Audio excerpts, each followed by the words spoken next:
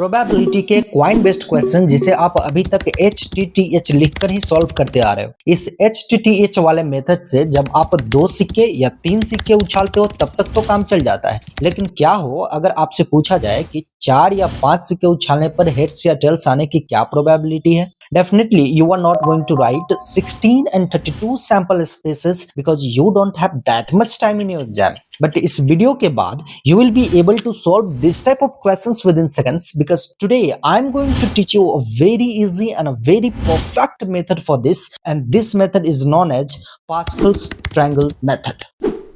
तो सबसे पहले समझते हैं कि पास्कल ट्रायंगल बनता कैसे है। जैसे फर्स्ट रो में आपको दिख रहा होगा 1 और 1 लिखा हुआ, फर्स्ट रो से सेकंड रो में आपको जाना है तो 1 को वैसे ही लिख दो, 1 और 1 मिलके 2 और इस 1 को मैंने वैसे ही लिख दिया। सेकंड से थर्ड रो में आपको जाना है तो इस 1 को मैंने वैसे ही लिखा, 1 और 2 मिलके 3, 2 और 1 मिलके 3, फिर 1 को वैसे ही लिख दिया। थर्ड से फोर्थ रो में आपको जाना है तो आप क्या करोगे, 1 को वैसे ही लिखोगे, 3 और 1 4, 3 3 6, 3 1 4, फिर 1 को वैसे लिखोगे। फोर्थ से फिफ्थ रो में आपको जाना है, 1 को मैंने वैसे ही लिखा, 4 1 5, 4 और 6 10, 6 और 4 10, 4 और 1 5 और फिर 1 को वैसे ही मैंने लिख दिया। अब ये होता क्या है कि ये जो फर्स्ट रो है वो 1 कॉइन को डिनोट करेगा, सेकंड रो है वो 2 कॉइन को डिनोट करेगा, थर्ड रो है वो 3 कॉइन को डिनोट करेगा, फोर्थ रो 4 कॉइन और फिफ्थ रो 5 कॉइन को डिनोट कर रहा है। अब एक चीज आप और नोटिस ये कर रहे होगे कि ये फर्स्ट रो है वो 11 का पावर 1 है, सेकंड रो है वो 11 का पावर 2 है, थर्ड रो है वो 11 का पावर 3 है, फोर्थ रो है वो 11 का पावर 4 है। लेकिन ये पांचवा जो रो है वो 11 का पावर 5 नहीं है।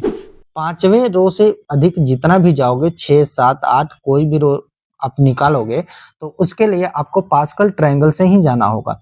जैसे अगर आपको 6 कॉइन का निकालना है, 6th रो में जाना है फिफ्थ से, तो आप क्या करोगे, 1 का 1, 5 1 6, 5 और 10 15, 10 और 10 20, 5 और 10 15, 1 और 5 6, फिर 1 एज इट इज लिख दो।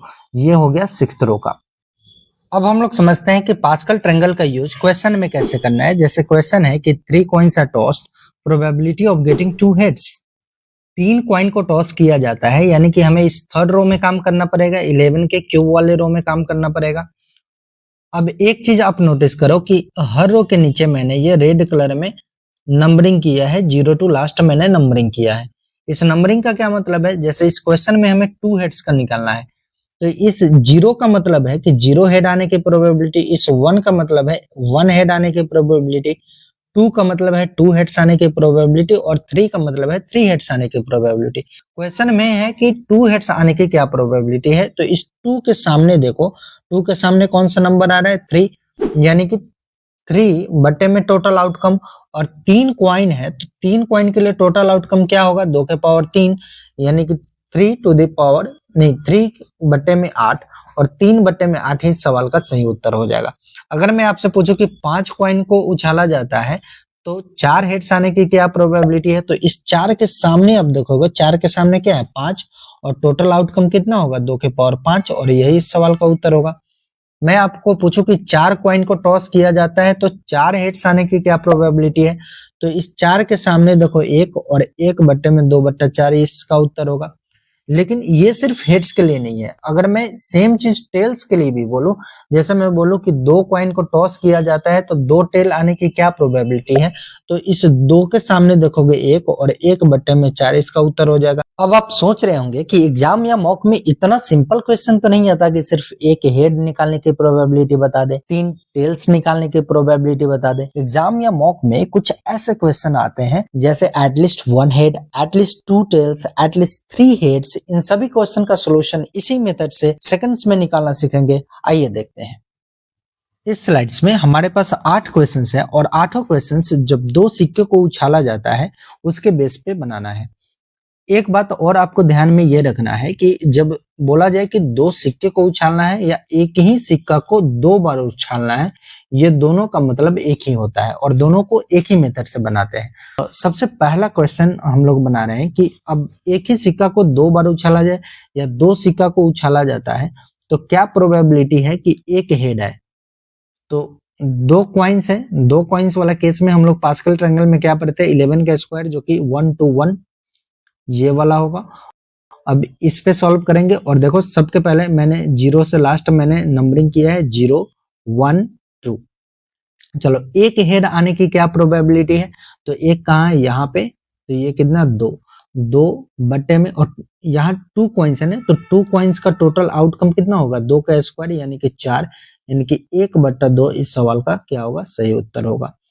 अगर क्वेश्चन नंबर 2 आपसे पूछा जाए कि एक टेल आने की क्या प्रोबेबिलिटी, जो हेड आने की प्रोबेबिलिटी आएगी वही टेल आने की प्रोबेबिलिटी आएगी, इसका भी आंसर क्या होगा 1/2।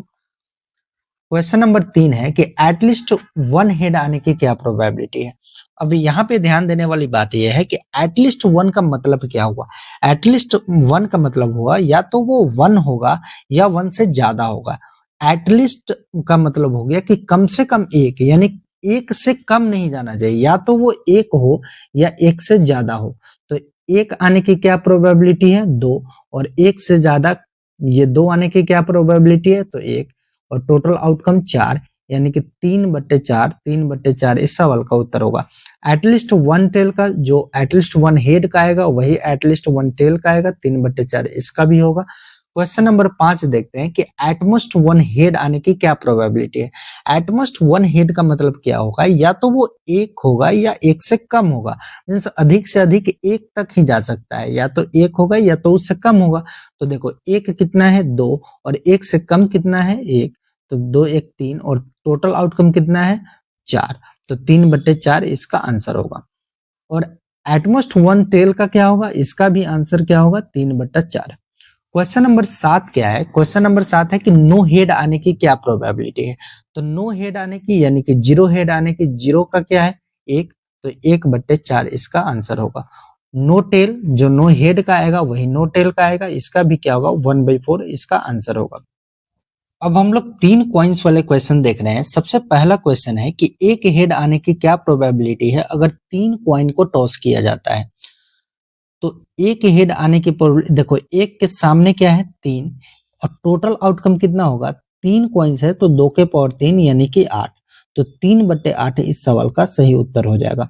एक टेल आने की क्या प्रोबेबिलिटी होगी, तो जो एक हेड का होगा वही एक टेल का होगा, 3/8। एटलीस्ट 1 हेड का निकालना है, एटलीस्ट 1 यानी कि या तो एक होना चाहिए या एक से ज्यादा होना चाहिए। तो देखो एक या एक से ज्यादा इन सबको लेना है हमें, यानी कि 3 3 6 और 1 7, तो 7 बट्टा टोटल आउटकम कितना है 8, तो 7/8 इसका आंसर होगा। एटलीस्ट 1 टेल का निकालना है, तो जो एटलीस्ट 1 हेड का आएगा वही एटलीस्ट 1 टेल का आएगा, 7/8। अच्छा अगर मैं आपसे पूछूं कि एटलीस्ट 2 टेल, एटलीस्ट इसको 2 में बना दो, एटलीस्ट 2 टेल का बताओ, एटलीस्ट 2 टेल का क्या होगा प्रोबेबिलिटी, तो देखो या तो 2 होगा या 2 से ज्यादा होगा, तो इन दोनों को लेंगे 2 और 3 वाला, 2 का कितना है 3 और 3 का कितना है 1, 3 और 1 4, 4/8 है, इसका क्या हो जाएगा 4/8 यानी कि 1/2 आंसर होगा। चलो एटमोस्ट 1 हेड, एटमोस्ट 1 हेड का मतलब ये हुआ कि या तो वो एक हो या एक से कम हो, या तो वो एक हो या एक से कम हो। तो एक का कितना है 3 और एक से कम क्या है 0, इसका कितना है 1, तो 3 1 4, 4/8 यानी कि 1/2 इसका आंसर होगा। एटमोस्ट 1 टेल का भी क्या होगा 1/2 होगा।